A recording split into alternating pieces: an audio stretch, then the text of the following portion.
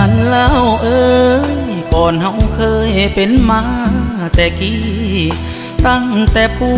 สังกษาเขายังเอิ้นว่าญาสังกะสี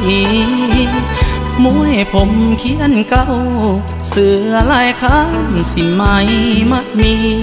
ผ้าสบายพาดกายหลากสีมาเดี๋ยวนี้คือจางห่างหายลูกหลานเล่าเอ้ยปู่ย่าเห็นคงน้ำตาหลัง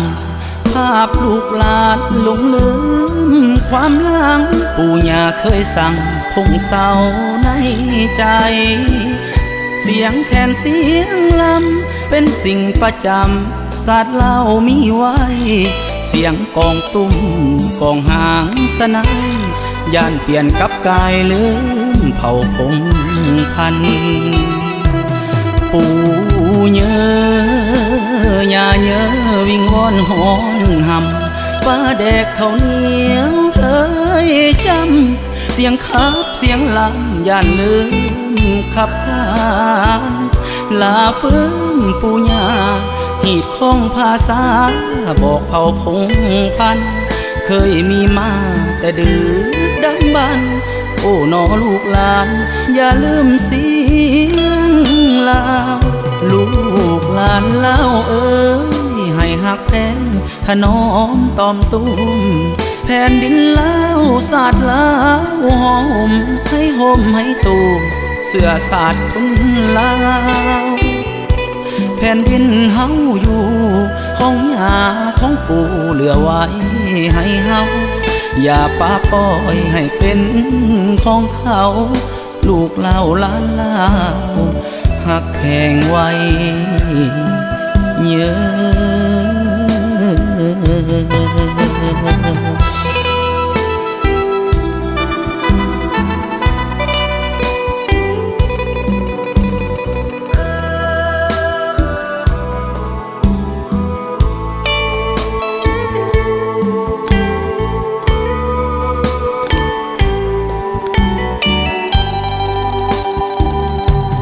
ปู่เย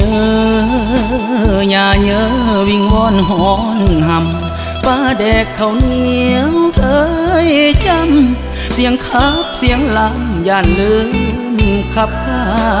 นลาฟื้นปู่ย่าหีดคงภาษา